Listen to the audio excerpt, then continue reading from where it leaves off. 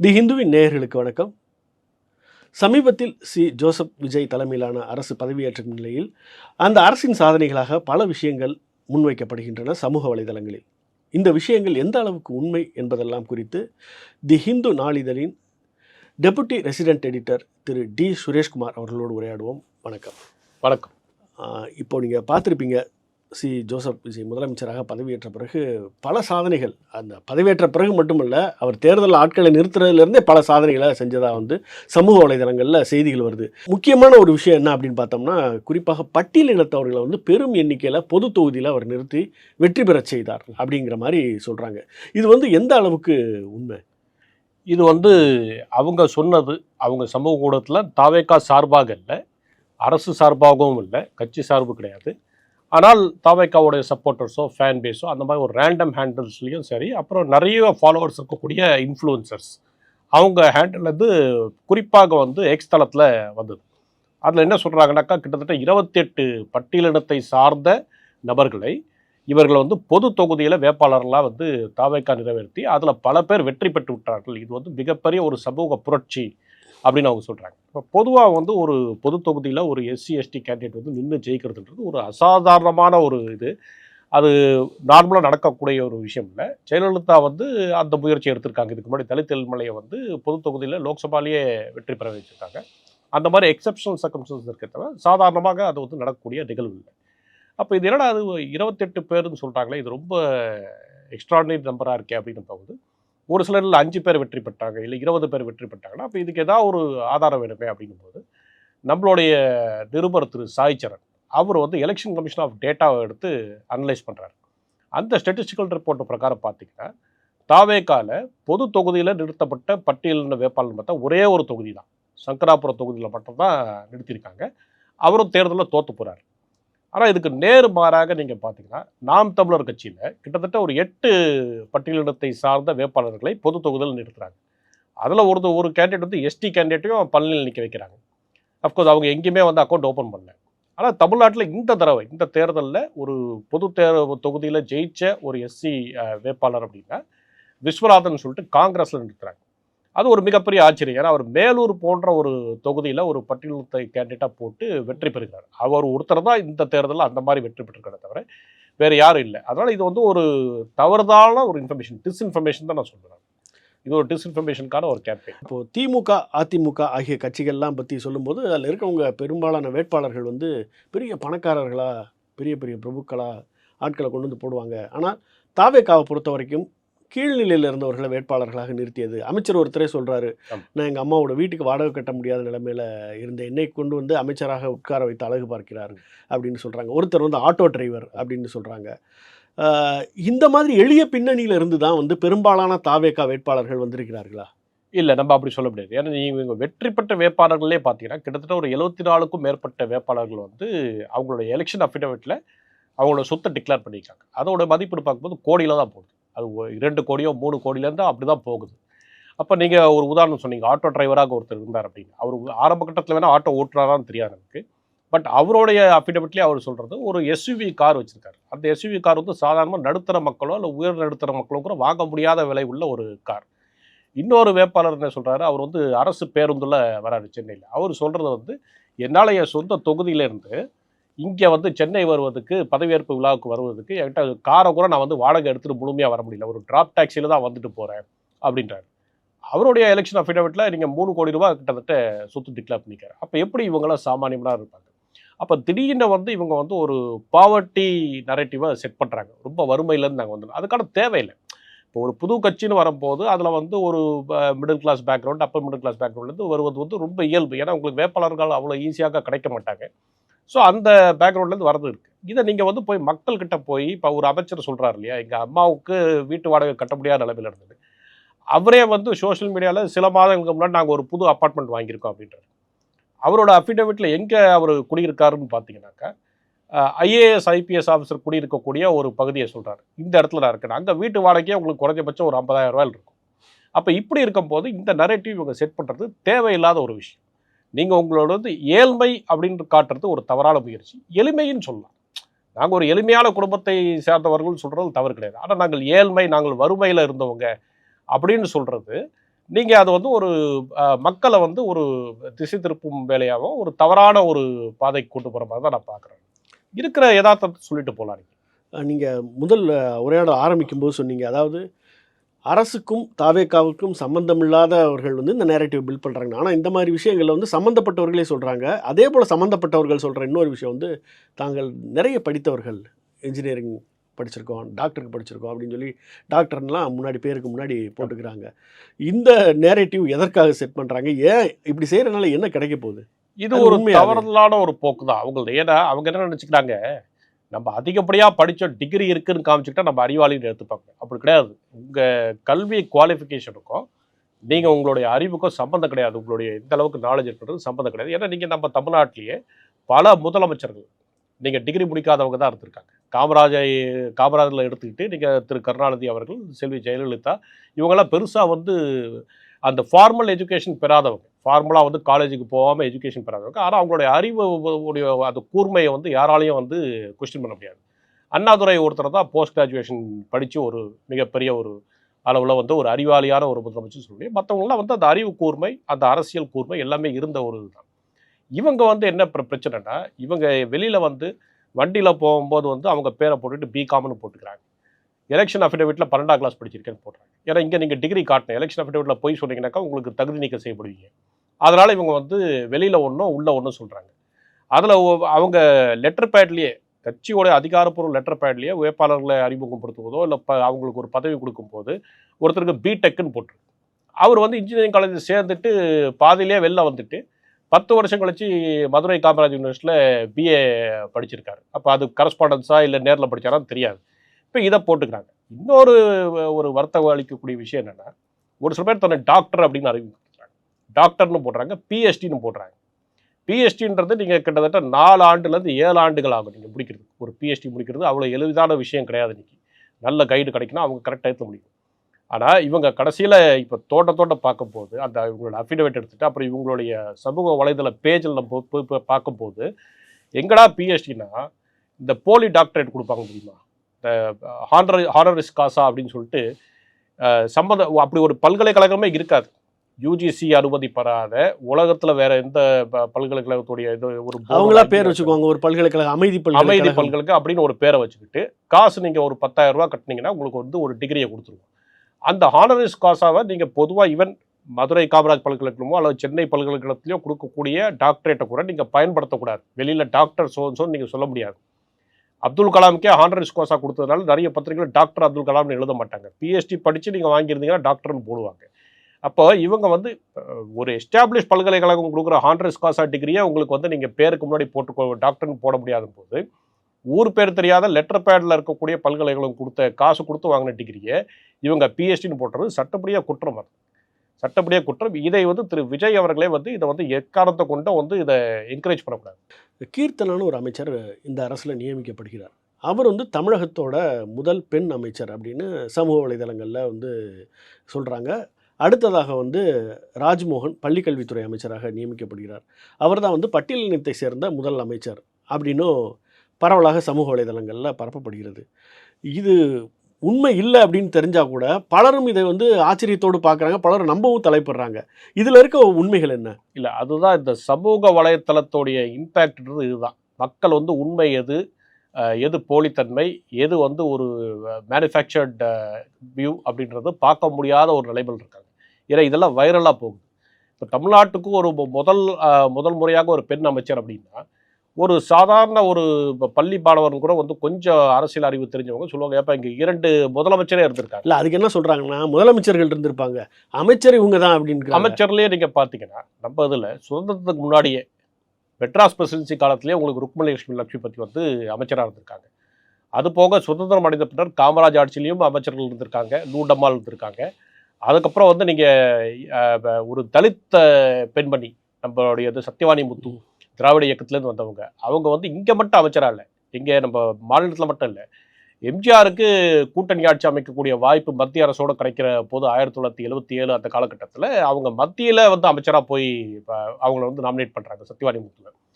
அவ்வளவே இப்போ கடந்த திமுக ஆட்சி, இப்போ ஒரு இந்த ஆட்சி வந்த பிறகு அப்புறப்படுத்த ஒரு திமுக ஆட்சியிலேயே உங்களுக்கு பெண் அமைச்சர்கள்லாம் கீதா ஜீவனும் கயல்விழி செல்வராஜும் செயல்பட்டாங்க.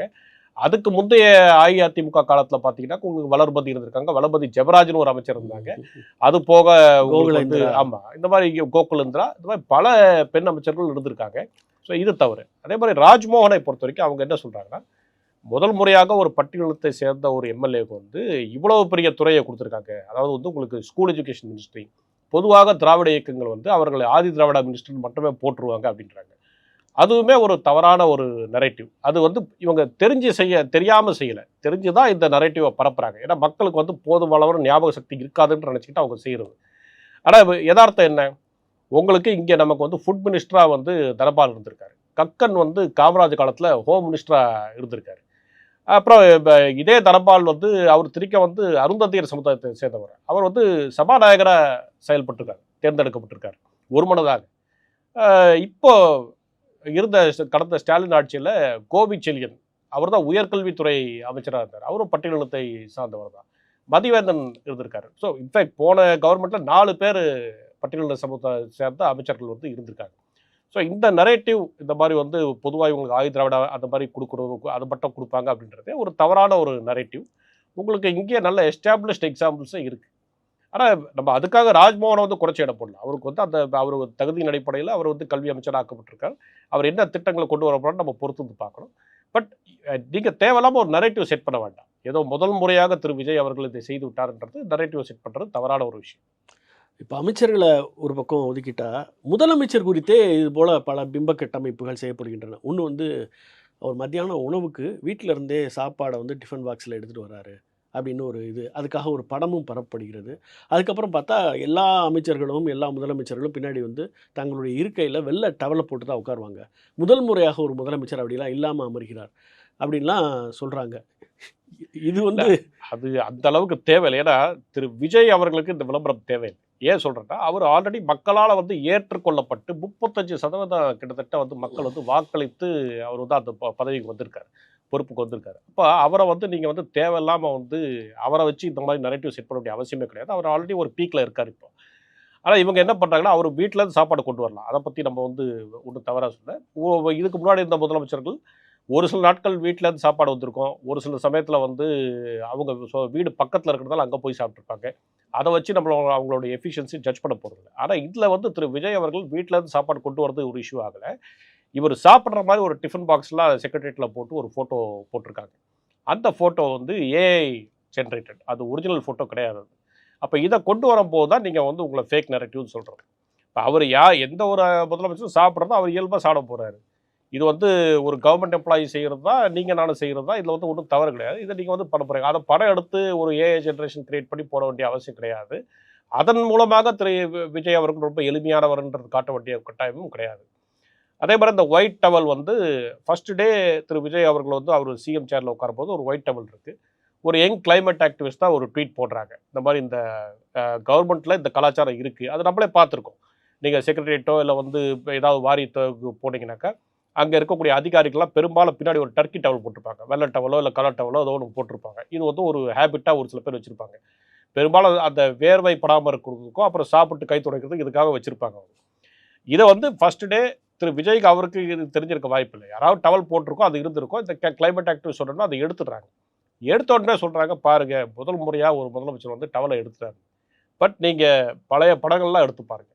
நீங்கள் திரு கருணாநிதி ஆட்சியில் இருந்தபோதும் சரி, செல்வி ஜெயலலிதா இருந்தபோதும் சரி, இல்லை ஸ்டாலின் இருக்கும்போது, இல்லை எடப்பாடி பழனிசாமி இருக்கும்போது அவங்களோட இருக்கையில் இந்த டவலை இருந்திருக்காது. அந்த கலாச்சாரம்ன்றது உங்களுக்கு பெரும்பாலும் கவர்மெண்ட் அதிகாரிங்க கிட்ட தான் இருக்குமே தவிர, இல்லை ஒரு சில மினிஸ்டர்ஸோடைய ஆஃபீஸில் நம்ம பார்த்துருக்குமே தவிர, முதலமைச்சருடைய அறையில் அந்த மாதிரி யூஸ்வலாக வச்சுக்க மாட்டாங்க. அது மாதிரி அதனால் இதை வந்து ஒரு பெரிய ஒரு ரெஸ்பான்சிவாக விஜய் நடந்துக்கிட்டாருன்றது சொல்வது தவறான ஒரு விஷயம். இது வரைக்கும் பிம்ப கட்டமைப்புகளில் செய்யப்பட்ட ஒரு பரப்பப்பட்ட விஷயங்களை பார்த்தோம். வேறு சில உடனடி நடவடிக்கைகளை இந்த அரசு வந்த பிறகு விஜய் மேற்கொண்டார் அப்படின்னு சில தகவல்கள் பெறப்படுகிறது. உதாரணமாக வந்து கம்ப்ளைண்ட் போர்ட்டல் வந்து உருவாக்கியிருக்காரு. அதே போல் பேருந்துகளில் வந்து உடனடியாக பேருந்து நிறுத்தம்னா ஒரு பேனிக் பட்டன், அந்த பட்டன் வந்து முதல் முறையாக வந்திருக்கு அப்படிங்கிறது. அதுக்கப்புறம் சில சர்க்குலர்ஸ், இந்த 21 வயது வந்தவர்களுக்கு தான் மது விற்கணுங்கிறது, வேறு சில சர்க்குலர்ஸ் அப்படின்லாம் நம்ம சமூக வலைதளங்களில் பார்க்குறோம். இது எந்த அளவுக்கு உண்மை? இதில் எல்லாமே வந்து எக்ஸாஜரேட்டட் கிளீம்ஸ். இதில் ஏன்னா வந்து எதுவுமே வந்து புதுமையாக நடக்கல. இவங்க என்ன பண்ணுறாங்கன்னா, இந்த மாதிரி தவறான ஒரு விஷயங்களை பரப்புறாங்களே தவிர, உண்மையாக பண்ண புதுமையை வந்து இவங்க வந்து செலிப்ரேட் பண்ண மாட்டேங்கிறாங்க. ஏன் நான் அதை சொல்கிறேன்னா, திரு விஜய் ஆட்சிக்கு வந்த உடனே வந்து அவர் வந்து ஒரு அறிவிப்பு சொல்கிறார். 500 மீட்டருக்குள்ள இயங்குகின்ற வைன் ஷாப், அதாவது பள்ளி, கல்லூரிகள், அப்புறம் வழிபாடு தலங்கள் இருக்கக்கூடிய இடத்துல இருக்கக்கூடிய பஸ் ஸ்டாப்பில் இருக்கக்கூடிய வைன் ஷாப்பை நான் மூட போகிறேன். 717 வைன் ஷாப் அந்த மாதிரி இருக்குது. இதெல்லாம் இந்த 500 மீட்டர் ரேடியஸ். இது உண்மையிலேயே வரவேற்க வேண்டிய ஒரு விஷயம். ஏன்னா உங்களுக்கு சட்டத்தில் இருக்கிற ரூல்ஸ் என்ன சொல்லுதுன்னா, உங்களுக்கு மாநகராட்சி போன்ற இடத்துல வந்து 50 மீட்டர் தொலைவு தான், இதுக்குள்ளே தான் நீங்கள் வைன் ஷாப் வைக்கக்கூடாது. ஸோ நீங்கள் 70வது மீட்டரில் நீங்கள் வைன் ஷாப் வச்சுக்கலாம். மாநகராட்சி விட்டு பிற இடத்துக்கு போகும்போது உங்களுக்கு 100 மீட்டர் டிஸ்டன்ஸ் அப்படின்றாங்க. அப்போ இதை வந்து இவர் விரிவுபடுத்தியிருக்காரு. 1/2 கிலோமீட்டர் தூரத்துக்கு வைன் ஷாப் இருக்கக்கூடாதுன்றது அந்த ரூல் அப்படி கொண்டு வந்து அதை வந்து மூட சொல்கிறதுன்றது ஒரு வரவேற்கத்தக்க ஒரு விஷயம். ஆனால் இது அதிகமாக பேச்சு பொருள் ஆகலை. இது அதிகமாக பேச்சு அவர் டாஸ்மாகாக மூடிட்டாரு, 10 ரூபாயை குறைச்சிட்டாரு, எக்ஸ்ட்ரா வாங்குறத குறைச்சிட்டாரு, இப்படி ஒரு பிம்பம் ஏற்பட்டு இந்த ஒரு பாசிட்டிவான எஃபெக்டை இவங்க ப்ரொமோட் பண்ணல. மாறா என்ன சொல்கிறாங்கன்னா, இவர் ஆட்சிக்கு வந்த உடனே வந்து சிஎம் போர்ட்டல் வச்சிட்டாரு, சிஎம் ஹெல்ப்லைன் வச்சிட்டாரு, இதுக்கு நீங்கள் உடனடியாக நீங்கள் தகவல் சொன்னால் ஆக்ஷன் எடுப்பாங்க. இது வந்து ஒரு ஆபத்தான விஷயமும் கூட. ஏன்னா இந்த போர்ட்டல்ஸ்லாம் ஏற்கனவே இருக்கக்கூடிய போர்ட்டல். உங்களுக்கு திரு கருணாநிதி சிஎம்மாக இருக்கும்போது ஒரு 25 வருஷத்துக்கு முன்னாடி சிஎம் செல்லுன்னு ஒன்று இயங்கப்படுறது ஃபர்ஸ்ட் டைம் வந்து கொண்டு வராங்க. அதுக்கப்புறம் ஹெல்ப்லைன் வைக்கிறாங்க. அந்த ஹெல்ப்லைனை நீங்கள் பார்த்தீங்கன்னா 2013 ஜெயலலிதா தான் 1100 அப்படின்னு ஒரு ஹெல்ப்லைன் வைக்கிறாங்க. அதை வந்து திரு ஸ்டாலின் வந்து அதை ஏதோ புதுசாக கொண்டு வர மாதிரி அதே 1100 நம்பர் திரும்பவும் வருது. ஸோ இந்த மாதிரி வெவ்வேறு காலகட்டத்தில் இதை புதுப்பித்து வச்சுக்கிறாங்களே தவிர, இந்த சிஸ்டமில் எவ்வளோ எஃபெக்டிவாக இருக்குன்றது பார்க்குறது இல்லை. இந்த நீங்கள் கம்ப்ளைண்ட் கொடுத்தீங்கன்னா அந்த கம்ப்ளைண்ட் ப்ராப்பராக ஹேண்டில் பண்ணுறாங்களா, அதுக்கு வந்து ஒரு தீர்வு கிடைக்குதா, இதை யாரும் பார்க்குறது இல்லை. ஆனால் இப்போ இந்த மாதிரி ப்ரொமோட் பண்ணுறாங்க இல்லையா, முதலமைச்சர் வந்து முதல் ஆணையாக வரலாற்றில் முதல் முறையாக நேரடியாக நீங்கள் சிஎம்க்கு மனு கொடுக்கலாம் அப்படின்னு சினிமாவில் வர மாதிரி சொல்லும்போது, மக்கள் அதில் மனு கொடுத்து அவர்களுக்கு தீர்வு வரலன்னா மிகப்பெரிய டிசப்பாயின்மெண்ட் வரும் அவங்களுக்கு. அப்போ இந்த அரசு மீது இருக்கக்கூடிய எதிர்பார்ப்பு அவங்களுக்கு வந்து ஒரு ஏமாற்றமாக போகும். அப்போ இது நெகட்டிவாக தான் ஒர்க் பண்ணும். மாறா நீங்கள் தாராளமாக சொல்லலாம், ஏற்கனவே இந்த போர்ட்டல் இருக்குது, இந்த போர்ட்டலில் நீங்கள் அனுப்புங்க, நான் இதை தொடருவேன் அப்படின்னு சொல்லலாம். அதே மாதிரி அவர் வந்து ரெஜிஸ்ட்ரார் ஆஃபீஸர்ஸ்லாம் வந்து யார் வந்தாலும் வந்து சப் ரெஜிஸ்ட்ரார் ஆஃபீஸில் உட்கார வச்சு தான் பேசணும்னு சொல்லிட்டு ஒரு ஆர்டர் போட்டாங்க. அந்த ஆர்டர் டேட்டே பார்த்தீங்கன்னா மே 2025, கடந்த ஆண்டு மே மாதம் கொடுக்கப்பட்ட ஆர்டரை எடுத்து ஏதோ இப்போ இந்த மே மாதம் கொடுத்த மாதிரி இவங்க வந்து ரிலீஸ் பண்ணுறாங்க. இதுக்கான தேவை என்ன இருக்குது? இது வந்து நீங்கள் சர்க்குலர் இந்த மாதிரி நிறைய சர்க்குலர் வருங்க. ஆனால் இந்த சர்க்குலர்லாம் வந்து உண்மையிலே இம்ப்ளிமெண்ட் ஆகுதுன்னு ஆகாது. இப்போ உதாரணத்துக்கு சொல்கிறேன், நம்ம ஒரு ஜியோவே இருக்குது தமிழ்நாட்டில், ஒரு சட்டமே இருக்குது. நீங்கள் டெக்ஸ்டைல் ஷாப்ஸ்லாம் இருக்கு இல்லையா, துணி கடைகள்லாம் வந்து துணிக்கடை நகை கடைகள்லாம் வந்து பணியாளர்களுக்கு உட்காரத்துக்கு இடம் கொடுக்கணும்னு ஒரு சட்டமே தமிழ்நாட்டில் முதல் முறையாக போட்டாங்க. எந்த போராட்டமும் இல்லாமல் போட்டாங்க. கேரளாவில் போராடி தான் அந்த சட்டத்தை வந்து பெற முடிஞ்சது. இங்கே போராட்டமே இல்லாமல் திரு ஸ்டாலின் ஆட்சியில் போடப்பட்டது. இன்றைக்கி நீங்கள் போய் பாருங்கள், டி நகரில் இருக்கக்கூடிய கடைகளில் எங்கேயாவது இருக்க போட்டிருக்கா பாருங்கள், எங்கேயுமே போடல. ஸோ நீங்கள் ஒரு சட்டத்தை கொண்டு வரேன்னு ஒரு புரட்சி உண்டாக்கின்றதுல பெரிய விஷயம் இல்லை. அதை எப்படி படுத்துறீங்க, அது கிராஸ் ரூட்டில் இம்ப்ளிமெண்ட் ஆகுதா, இதை தான் பார்க்கணும். அதனால் இவங்க வந்து ஃபோக்கஸ் பண்ண வேண்டியது இப்போ இருக்கிற சிஸ்டமில் ஒன்றும் பிரச்சனை இல்லை, அதில் சரியான அதிகாரிகளை போட்டு அதை ஒரு எஃபெக்டிவாக செயல்படுத்தணுமே தவிர, இதை வந்து புதுசாக ஒரு ஹிஸ்டாரிக்காக திரு விஜய் அவர்கள் செய்து விட்டார் என்று சொல்வது அவருக்கு வந்து அவருடைய ரசிகர்களுக்கு அது ஒரு ஏமாற்றத்தை கொடுக்கும் வேலையாக இருக்கும். தொடர்ந்து நிறைய விஷயங்களை வந்து இப்படி இல்லை அப்படின்னு சொல்லிட்டீங்க. கடைசியாக ஒரு விஷயம், நிறைய ஆமை குஞ்சுகள், ஆலிவ் ரிட்லி ஆமை குஞ்சுகளை வந்து விஜய் ஆட்சிக்கு வந்த பிறகு கடலில் கொண்டு விட்டுருக்காங்க அப்படின்னு சொல்கிறேன். அது எனக்கு ஒரு பெரிய ஆச்சரியங்க. இந்த லெவலில் போய் ஒரு சோஷியல் மீடியாவில் இவங்க பரப்புறவங்களா அப்படின்றது எனக்கு ஆச்சரியம். ஏன்னா அது வந்து தமிழில் மட்டும் இல்லை, அது ஹிந்தியிலையும் பரப்பியிருக்காங்க. திரு விஜய் அவர் தளபதி விஜய்க்கு சர்க்கார் மே ஐசா ஹோ கயா அப்படின்னு சொல்லிட்டு ஒரு கார்டை பார்த்துறாங்க. இது என்ன ஆகுதுன்னா, ஒரு ஆமை குஞ்சுகளை வந்து நீங்கள் கடலில் விட்டுறது உங்களுக்கு ஆண்டாண்டு தூரமாக நடைபெறுறது தமிழ்நாட்டில். இதில் வந்து பெரும்பாலும் வந்து உங்களுக்கு வைல்ட் லைஃப் டிபார்ட்மெண்ட் ரோலை போக, environmental wild life department role போக என்ஜிஓஸ் தான் ஈடுபடுவாங்க. என்றைக்குமே முதலமைச்சர்கள் இந்த பக்கம் வந்ததில்லை. இந்த ஆமையை வந்து கடலுக்குள்ளே விடுறதுல முதலமைச்சருடைய ரோல் வந்து இது வரைக்கும் வந்ததில்லை. ஏன்னா பொதுவாக நீங்கள் பார்த்தீங்கன்னா நம்ம இதில் ஒரு துரதிருஷ்டவசமான ஒரு இதெல்லாம் இருக்குது, நம்ம ஒரு கல்ச்சர் இருக்குது நமக்கு. எப்படின்னா 10th +2 போர்டு எக்ஸாம் ரிசல்ட்ஸை வந்து அமைச்சர் தான் வந்து ரிலீஸ் பண்ணணும். அண்ணா யூனிவர்சிட்டி கவுன்சிலிங்கே அமைச்சர் தான் வந்து ரிலீஸ் பண்ணணும். இல்லை ஒரு சில முதலமைச்சரே வந்து ரிலீஸ் பண்ணுவார். இதெல்லாம் தேவையில்லாத ஒரு ஃபார்மாலிட்டி. அந்தந்த அதிகாரிக்கும் அவங்கவுங்க ரிலீஸ் பண்ணிட்டு போகிறாங்க. யார் ரிலீஸ் பண்ணாலும் ரிசல்ட் ஒன்று தான் வரப்போகுது. இவங்க எதுக்கு வந்து செய்யணும்? இப்போ இதெல்லாம் ஒழிக்கப்பட வேண்டிய விஷயங்கள். ஏன்னா இந்த மாதிரியான பியூரோக்ராட்டிக் மென்டாலிட்டி உள்ள அமைச்சர்களுக்கு ஓவராக முக்கியத்துவம் கொடுக்குறது நம்ம ஒழிக்கப்பட்டோம்னா அதுதான் உண்மையான மாற்றமாக இருக்கும். ஆனால் நீங்கள் இல்லாத ஒரு கலாச்சாரத்தை முதலமைச்சர் வந்த பிறகு 1,65,000 ஆமை குஞ்சுகள் வந்து கடலில் விடப்பட்டிருந்தாங்க. இது இயர்லி ஹேச்சிங் சீசனில் உங்களுக்கு முட்டையிடும் காலத்தில் அந்த ஆமைகள் இங்கே வரும்போது அதை சேஃபாக வந்து அதை பறி பண்ணி வச்சுட்டு அது குஞ்சு பொறிச்சோன்னா அதை எடுத்துகிட்டு போய் கடலில் விட்டுறது. இங்கே மட்டும் இல்லை, ஒடிசாலையும் பண்ணுவாங்க. எந்தெந்த கோஸ்டல் டிஸ்ட்ரிக்ட் இருக்கோ எல்லா கோஸ்டல் டிஸ்ட்ரிக்ட், அந்த பெரும்பாலும் தமிழ்நாடு ஒடிசாவில் இது வந்து ஆண்டுதோறும் நடக்கும். இதுக்கு போய் திரு விஜயை கிரெடிட் பண்ணுறது எந்த அளவுக்கு நியாயமாக இருக்கும்ன்றது அவங்களே இப்போ வந்து சுய பரிசோதனை செஞ்சுக்கிட்டு தான் நான் சொல்லுவேன். இப்போ ஒரு கேள்வி எழுகிறது என்னென்னா, இப்படி ஆளும் கட்சியிலேருந்து ஒரு பிரச்சாரத்தை பண்ணும்போது அதை நம்ம தொடர்ந்து கேள்வி எழுப்புகிறோம் அப்படிங்கிற ஒரு நிலையில் நீங்கள் வந்து ஏதாவது நல்ல விஷயங்களை பற்றி பேசவே கூடாது அப்படின்னு சொல்ல வரீங்களா? இல்லை, நல்ல விஷயத்தை பற்றி பேசக்கூடாதுன்னு சொல்லுவாங்க. நல்ல விஷயத்த தாராளமாக நீங்கள் பேசுங்க. அது வந்து ஏன்னா மக்களுக்கு தெரியணும்ல. என்ன பிரச்சனை ஆகிடும்னா, இந்த மாதிரி தொடர்ந்து நீங்கள் வந்து ஒரு தவறான விஷயங்களை வந்து ஆம்ப்ளிஃபை பண்ணுறதை நீங்கள் என்கரேஜ் பண்ணிங்கன்னா, நாளைக்கு உண்மையிலே நீங்கள் செய்யக்கூடிய விஷயத்தை யாரும் நம்பாமல் போய்விடுவார். அந்த ஆபத்து வரும். நீங்கள் உண்மையிலே நாளைக்கு வந்து இப்போ ஏன்னா இப்போ ரீசெண்டாக ஒரு இது போடுறாங்க. என்ன சொல்கிறாங்கன்னா, திரு விஜய் அவர்கள் வந்து இளைஞர்களுக்கு வந்து முதல் முறையாக வந்து கோச்சிங் கொடுக்குறாரு. சிவில் சர்வீசஸ் காம்படிட்டிவ் எக்ஸாமுக்குலாம் கோச்சிங் சென்டர் எஸ்டாப்ளிஷ் பண்ணிட்டார் அப்படின்றாங்க. இது வந்து நம்ம இங்கே இல்லை, நான் முன்னாடி சொன்ன மாதிரி ஹிந்தியில் போட்டுட்டு அதில் ஒருத்தர் கமெண்ட் போட்டிருக்காரு. இந்த மாதிரி ஒரு அரசாங்கம் நமக்கு ராஜஸ்தானில் தேவை அப்படின்னு கமெண்ட் போட்டிருக்காரு. ஐசா சர்க்காரமே ராஜஸ்தான் செய்ய அப்படின்னு போட்டிருக்காரு ஒருத்தர் கமெண்ட். அப்போது ஆனால் யதார்த்தம் என்ன, நீங்கள் முதல்ல வந்து பல லட்சக்கணக்கான இளைஞர்களுக்கு அந்த மாதிரிலாம் வந்து நீங்கள் காம்படிட்டிவ் எக்ஸாம் ட்ரைனிங் தர முடியாது. அதுக்கான ஃபெசிலிட்டியும் தமிழ்நாட்டில் கிடையாது, இந்தியாவிலே எங்கேயுமே கிடையாது. தகுதி உள்ளவர்களுக்கு தான் நீங்கள் தர முடியும். அந்த மாதிரி தகுதி உள்ளவர்களுக்கு நீங்கள் கோச்சிங் கொடுக்குறதுக்கு ஏற்கனவே இங்கே வந்து all India civil services coaching சென்டர்னு சொல்லிட்டு கிரீன்வேஸ் ரோட்லேயே செயல்பட்டு, அது வந்து 1960களில் வந்து ஒரிஜினலாக வந்து அது தொடரப்பட்டு 2000லேருந்து வந்து அது சிவில் சர்வீசஸ்க்காக எக்ஸ்க்ளூசிவாக பண்ணிட்டு பண்ணுறாங்க. அவங்களுடைய ஸ்ட்ரென்த்தே வந்து அட்மிஷன்ஸ் வந்து 325 மாணவர்கள் தான். அதில் ஒரு 100 பேர் டே ஸ்காலர்ஸ் இருப்பாங்க, மீதி வந்து ரெசிடென்ஷியல் ஸ்காலர்ஸாக இருப்பாங்க. இதை பண்ணிட்டு தான் இதில் படித்து பயின்ற ஐஏஎஸ் ஆஃபீஸர்கள் தான் பல பேர் இன்றைக்கி அரசாங்கம் தமிழக அரசுலேயே வந்து பெரிய பெரிய பொறுப்பெலாம் வகுத்துட்டு இருக்காங்க. அப்படி இருக்கும்போது நீங்கள் வந்து ஒரேடியாக 10 லட்சம் பேர் 20 லட்சம் இளைஞர்களுக்கு வந்து அவர் வந்து கோச்சிங் கொடுக்க போகிறாரு, ஆர்ஆர்பி கோச்சிங் கொடுக்க போகிறாரு, எஸ்எஸ்சி எக்ஸாமுக்கு கோச்சிங் தர போகிறாரு. அப்படின்னும் போது நாளைக்கு திடீர்னு வந்து இந்த இடத்துல மாணவர்கள்லாம் நின்றுட்டாங்கன்னா நீங்கள் என்ன பண்ணுவீங்க? வந்து எங்களுக்கு அரசாங்கம் கோச்சிங் கொடுக்குதுன்னு நாங்கள் இன்ஸ்டாகிராமில் பார்த்தோம், எங்களுக்கு ஏன் நீங்கள் வந்து விண்ணப்பம் தர மாட்டேங்கிறீங்கன்னு சொல்லிட்டு வந்துட்டாங்கன்னா, அப்போ அந்த சமயத்தில் நீங்கள் வந்து ஏதோ ஒரு சூழ்நிலை ஆகிட்டு ரொம்ப கும்பல் சேர்த்துட்டு போலீஸ் ஏதாவது ஆக்ஷன் எடுத்தால் கட்டப்பேர் யாருக்கு? அரசுக்கு தான் அதாவது பேர். ஒரு யதார்த்தத்தை புரிஞ்சுக்கணுங்க, எந்த ஒரு அரசாங்கமாக இருந்தாலும் வந்த உடனே தலைகீழாக இருக்கிறத மாற்ற முடியாது.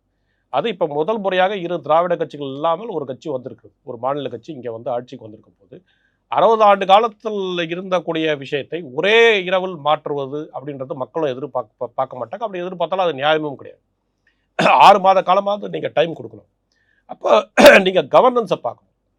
இந்த ஆட்சியை எப்படி செம்மையாக இருக்கலாம் அதில் தான் நீங்கள் கவனம் செலுத்தணுமே தவிர ஆப்டிக்ஸ்லேயோ அல்லது சோஷியல் மீடியா ஆம்பிளிஃபிகேஷனோ இல்லை வந்து ஒரு உங்களுக்கு வந்து தேவையில்லாத இந்த நிறைய எம்எல்ஏஸ் பார்த்தீங்கன்னா ஆஃப் லேட் ஸ்ட்ரைட்டாகவே அவங்களே இன்ஸ்பெக்ஷன் போகிறாங்க. போயிட்டு ஒரு சில பேர் வீட்டுக்கு கூப்பிட்டு அதிகாரிகள்கிட்ட வந்து ரிப்போர்ட் கேட்குறாங்க. இதெல்லாம் வந்து ஒரு தவறான ஒரு சரியில்லாத உதாரணமாக தான் நான் பார்க்குறேன். ஏன்னா எம்எல்ஏ நீங்கள் வந்து ஒரு இடத்துல சரி இருக்கா இல்லையான்றது உங்களுக்கு கம்ப்ளைண்ட்டோட வச்சு நீங்கள் ஆக்ஷன் எடுத்து நீங்கள் போய் வந்து ஒவ்வொரு இடத்துல இப்போ இன்றைக்கி ஹாஸ்பிட்டல்ஸ் போகிறீங்க, இப்போ சுகாதாரத்துறைக்குன்னு ஒரு அமைச்சர் வந்தாச்சு. நாளைக்கு வந்து நீங்கள் போய் ஒரு ஊரில் இங்கே சுகாதாரம் சரியில்லைன்னா அமைச்சருக்கு வந்து அதை கட்டுப்பார். அவர் வந்து கேட்பார் உங்களை, நீங்கள் ஏன் போய் இன்ஸ்பெக்ஷன் பண்ணுறீங்கன்னு கேட்பாங்க. தேவையில்லாத கிளாஷ் வரும். அப்படியே நீங்கள் இன்ஸ்பெக்ட் பண்ணுறீங்கன்னா கூட பப்ளிசிட்டி இல்லாமல் பண்ணுங்க. எதுக்கு டிவி மீடியாவெல்லாம் கூட்டிட்டு எதுக்கு போய் நீங்கள் இன்ஸ்பெக்ட் பண்ணணும்? இன்ஸ்பெக்ஷன்ன்றது உங்களுடைய அதிகார வரம்புக்குள்ளே வருதுன்னா நீங்கள் அதை போய் பார்த்துட்டு ஒரு என்ன ப்ராசஸோ அதெல்லாம் பண்ணிட்டு வரணும். அதை நீங்கள் மீடியா கிட்ட ப்ரீஃப் தான் பண்ண முடியுமே தவிர அவங்களையும் கூட கூட்டிகிட்டு போகிறீங்க.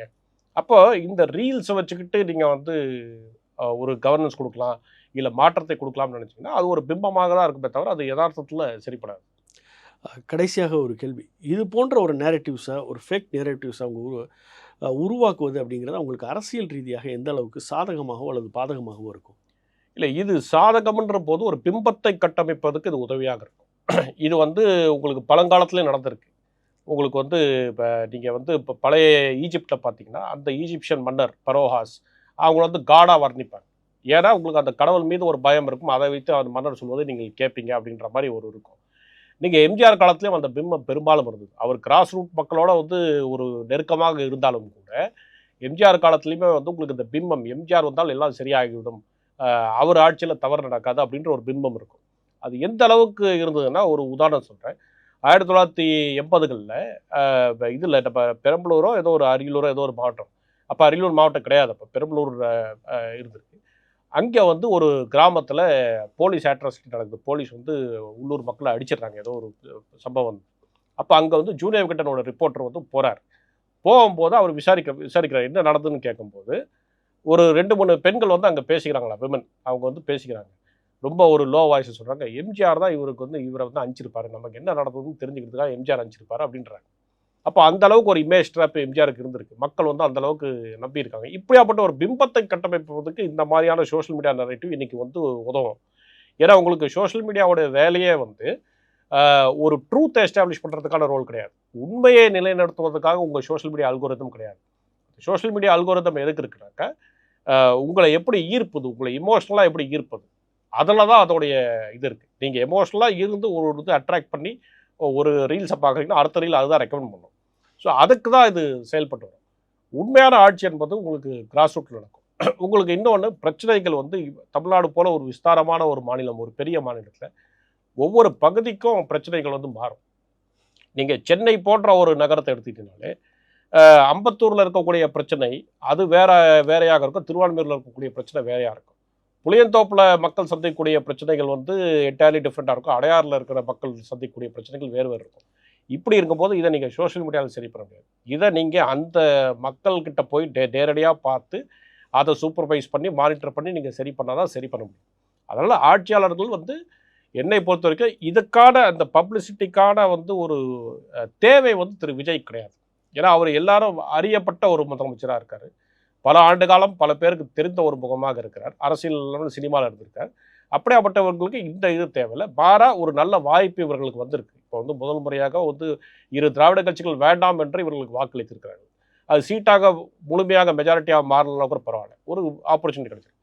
அதை அவங்க சரியாக யூஸ் பண்ணிட்டு இந்த மாதிரியான நரேட்டிவ் இருக்கு இல்லையா, தவறான அரசு மீது அரசு வந்து செய்யாத விஷயங்களை செஞ்சதுன்னு சொல்லக்கூடிய நரேட்டிவை டிஐபிஆர் மூலமாக அவங்க வந்து அதை கவுண்டர் பண்ணணும். அதாவது அரசோடைய இன்ஃபர்மேஷன் டிபார்ட்மெண்ட், ஆமாம், அதை அதிகாரப்பூர்வமாக அவங்களே அதை வந்து தவறு, இப்படி இல்லை, நடந்தது இதுதான், அரசாங்கம் இன்னைக்கு விஜய் வந்து இதெல்லாம் சொல்லியிருக்காரு, இதெல்லாம் செஞ்சுருக்கோம் இப்படின்னு அவங்க போட்டுட்டாலே அந்த அஃபிஷியலாக இருக்கக்கூடிய நியூஸ் கன்சியூம் ஆகும். அதை செய்கிறது தான் வந்து உச்சித்தமாக இருக்குன்றது என்னுடைய பார்வை. நன்றி சுரேஷ். நம்முடைய நேயர்களுக்காக பல விஷயங்களை தெளிவுபடுத்தியிருக்கீங்க. மீண்டும் இதே போன்ற ஒரு டாப்பிக்கில் நம்ம உரையாடலாம். நன்றி. நன்றி.